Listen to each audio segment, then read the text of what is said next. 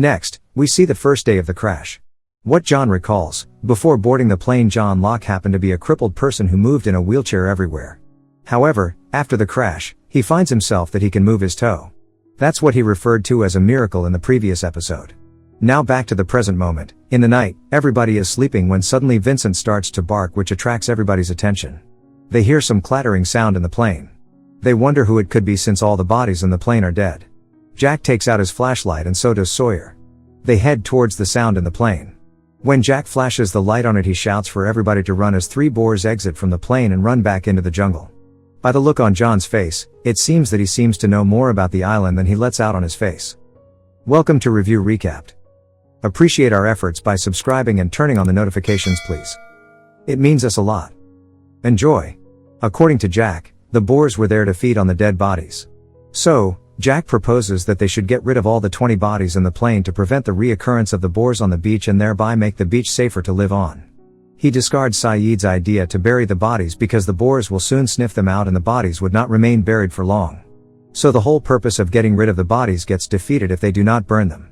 He suggests that they should wait till the sun goes down the next day, as he intends that someone would see the fire in the dark and they might get rescued. Saeed theorizes that if the French woman's message has been playing on the island for 16 years, then there must be some kind of a power source on the island. So to find the location of the power source, he is making some kind of an instrument, which is an antenna of a sort. He intends to point a few of those antennas on different parts of the island to triangulate the signal, which will help him to know where the transmission is coming from. Hurley and Sawyer are fighting over the food left. Hurley tells Jack that whatever food they had eaten it all. So they no longer have anything to eat. John Locke comes in and suggests they should now have to hunt for sustenance. He opens the suitcase wherein there are quite a few knives in it which they would need for hunting. The scene flashes back to John's life before the crash, where he worked in a kind of box company. But he takes a call which happened to be a personal one. His boss comes up to him and warns him about no personal calls from the office line. John, Kate and Michael go on into the jungle to hunt the boars. Shannon finds Charlie as he was about to hit on a drug. He immediately slips that into his hip pocket. They go together for a walk down the beach. Shannon wants Charlie to help her with fishing.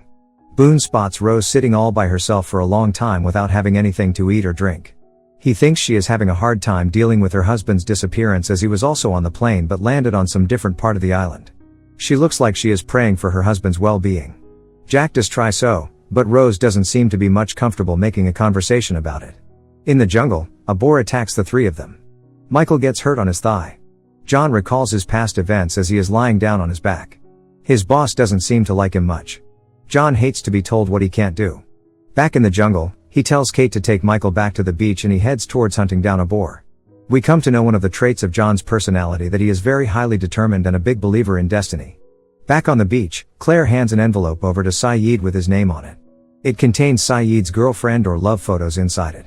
Kate climbs up higher on a tree to plant the transceiver to boost its signal. However, when she reaches the branch when she takes out the transceiver to install it, she notices movements behind the weeds and accidentally drops the transceiver down on the ground. They return to the beach without having installed the transceiver because it gets damaged falling off from such a height. Boone accuses Shannon to have used Charlie for food. Charlie feels a bit humiliated because it had never occurred to him that Shannon might be using him. Rose and Jack are having a conversation when Jack tells her that they are burning the fuselage of the plane and are holding a memorial service for the people who died on the island.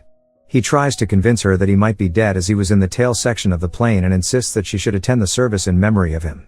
Rose refuses to accept that her husband is dead and applies the same logic, saying that the people in the rear section must be thinking the same thing about them, which leaves Jack thinking. Suddenly he gets a hallucination of his dead father standing under a tree. When Kate climbed the tree in the jungle and saw a frightening movement in the weeds and the direction of the movement seemed to be pointing towards where John Locke was headed, she assumes that the thing must have gotten John Locke and told the same to Jack. She also says that they couldn't save him because they had no time. At the same time, Jack again gets the hallucination of his dead father standing at a tree and he races at him just to find John back with something for dinner. That night a memorial service is held at the beach which is initiated by Claire, and few words are said about the deceased even when no one seemed to know much about them. In a flashback, John had booked a seat on a bus which was taking them to a walkabout. However, the officer in the insurance company cancels John's booking at the 11th hour, looking at his crippled condition. He says that John misrepresented himself to be on that bus. John goes to great lengths in trying to convince the authority that though being crippled he is perfectly capable of doing that walkabout. But the officer refuses to believe in him and tells him they can't let him be on the bus and all they can do is to provide him with transport which will take him back to Sydney. John gets furious that he missed his chance to do a walkabout and keeps shouting that it is his destiny to do so when the scene again flashes back to the beach, immediately after the plane crash when John miraculously finds his legs completely healed and thinks that it is his destiny which has brought him on the island. Where now he can get his wish of doing a walkabout fulfilled, now that he can stand on his legs and walk. The episode ends with John's a bit satisfied look on his face to have gotten rid of his wheelchair. The scene opens with Jack's childhood days when a boy threatened him to stay out of a fight by laying down as he was, but Jack gets up and goes to try to help a boy who is getting beaten up by another boy. But the boy who had threatened him punches him in the face. But we come to know that Jack is a person who likes to help people in need. Jack is very upset over not being able to save the drowning woman. He speaks out about this with Kate blaming himself for making a choice not to save her. Further in the conversation when Jack asks Kate whether she saw a man standing in the water, which is his father. Presumably, it turns out that it's Jack's hallucination as Kate didn't see anyone. Kate blames his hallucinations on lack of sleep and asks him about the same. Sun and Jin are still keeping themselves apart from the rest of the group. Why Jin does not want to mingle with the others even in desperate times is still not known. Sun tries to persuade him to try a bit harder to communicate with the others to be in the loop of what is going on. Jin seems stubborn to do that. Hurley approaches Jack over the inevitable water crisis that they will be facing very soon. Hurley and Charlie are concerned over this and hope Jack helps them all out. But Jack refuses to do anything about it. The scene again flashes back to Jack's childhood. This is the continuation of the scene at the start of this episode when Jack gets a punch in the nose. When Jack's father learns about what happened, he tries to talk him out of trying to save everyone around him. Because in trying to save others, there is always a danger of risking your interests. He gives his example of a child who was his patient and who died despite his efforts to save him. But he says this incident did not affect him deeply and went on with his day as normal. That's what he expects from Jack i.e., not to be over-emotionally involved in other people's lives. As Jack recalls this incident in his mind, Boone approaches and demands an answer of choosing between saving him over that woman. According to Boone, he could have saved himself and he indirectly Jack of letting the woman drown to her death. As this conversation was going on, once again all of a sudden Jack gets the hallucination of his father standing in the distance. He runs after him as his father goes into the jungle. This time Jack succeeds in chasing him and gets awestruck to see his father turning around to face him and says Dad. The scene again flashes back to Jack having a conversation with his mother. Jack's father has left the house and gone to Australia. The reason why he did this is unknown. But from their conversation, we could figure out that something happened because of Jack which led his father to leave them. Now Jack's mother wants Jack to bring him back from Australia. Why Jack ended up in Australia is revealed here. Back on the beach, Claire faints for no apparent reason. Charlie and others pick her up to a shelter and lay her down. Kate asks them to bring her water. At this point, they find out that the water has been stolen. Kate and Saeed take this problem to John Locke. He fears that when this news gets around there will be chaos on the beach. But he offers to help and goes into the jungle to look out for the water as Jack supposedly disappeared for the time being. Jack goes after his father into the jungle when the scene again flashes back where Jack now in Australia in a hotel where his father had checked in. He finds out from the hotel staff that the bed in the room in which his father had checked in has not been used for the last 3 days. Jack asks whether his father had rented a car, which he hasn't. There had been an incident with his father when he had to be escorted to his room after having had too much to drink. So the staff member speculates that no rental agency would rent him a car in that condition. His eyes fell on his wallet and he gets a bit doubtful about his father's disappearance. Because no person would ever leave his wallet behind even if he is to run away somewhere. So Jack begins thinking about what would have happened to his father and he is still clueless about his father's whereabouts. Back in the jungle, Jack continues to go after his father. He keeps seeing him and while chasing after him he gets hit by something and ends up hanging down by the cliff. Just as he was about to lose his grip, John shows up there from nowhere and saves him from falling to his death. Upon being saved by John, Jack failed to figure out what exactly happened. Laughs. Saeed and Kate are having a conversation when Jack approaches them. He has the information that the Chinese couple have one of those water bottles which had got stolen earlier.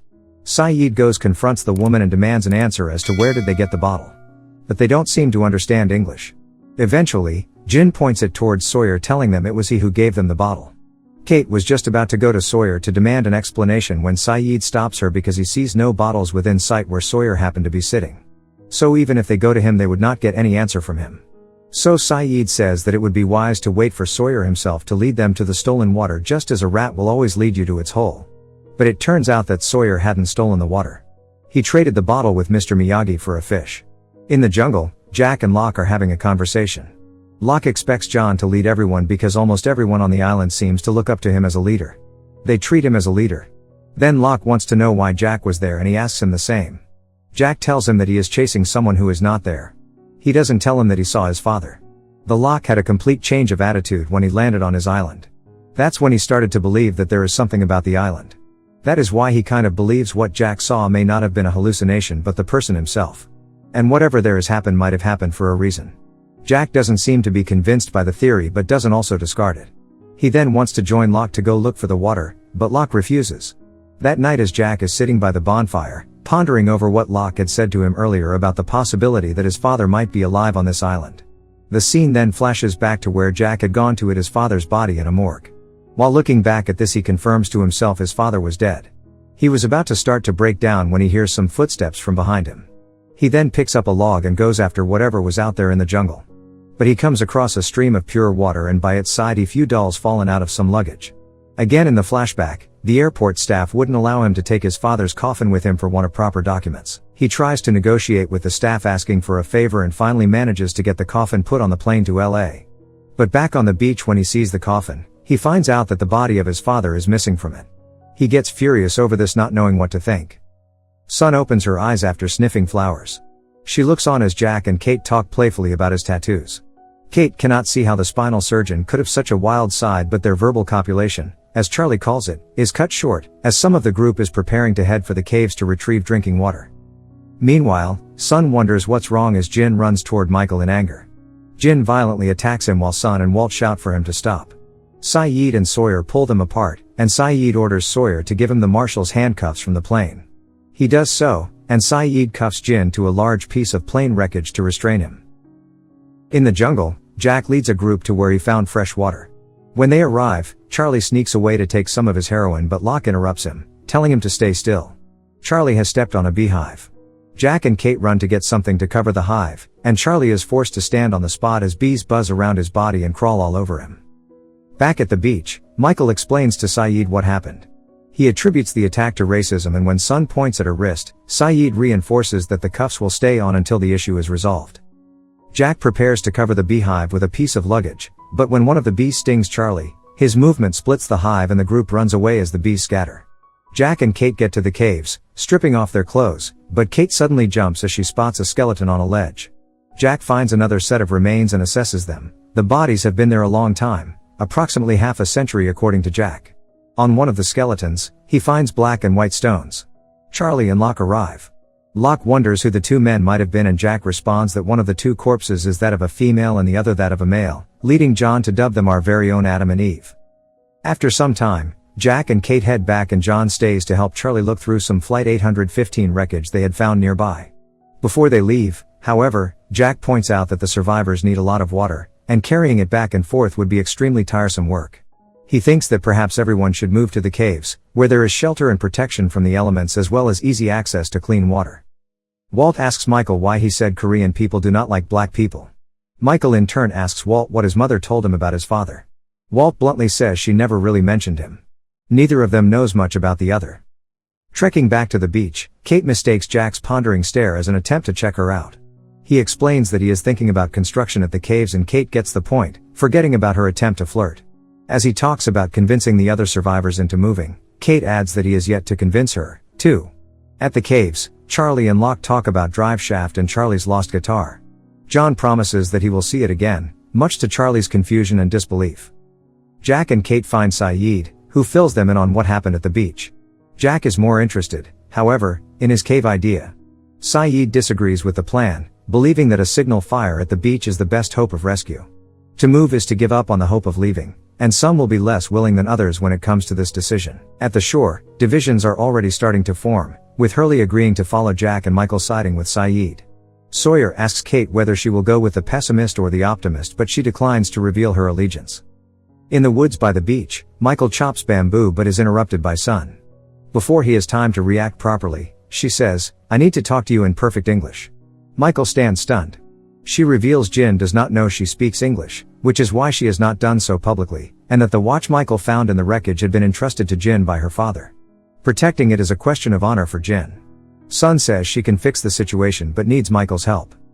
Charlie manages to sneak away into the jungle, but Locke follows him and tells Charlie he is aware of his drug problem. Locke guesses that he will be running out of the drug soon, but wants him to give it up by choice. He asks if Charlie wants his guitar more than the drugs. Charlie agrees, and as he hands over the heroin, Locke simply tells him to look up. Wrapped in roots above is Charlie's guitar case. At the beach, Jack tells Kate that it's time to head back to the caves. However, she proclaims that she can't dig in, as Jack called it. Jack asks what had caused her to be this way, what she did, but Kate says that he had his chance to know before. Both state, "You know where to find me," before Jack leaves the beach. Meanwhile, Michael approaches Jin with an axe in his hand. He returns the watch he found and cuts him free from the wreckage with the weapon. Michael gives Sun a glimmer of eye contact in recognition as he walks away, having finished what she had asked of him. Jack arrives at the caves with the new tenants, Hurley, Jin, and Sun. At the beach, Sawyer, Saeed, Michael, Walt, Shannon, Boone, and Kate sit by the signal fire. Kate stares into the flames, as does Jack with his fire at the caves. Hurley again turns on his CD player and listens to this. Hope you enjoyed it. Turn on the notifications to watch the next episodes.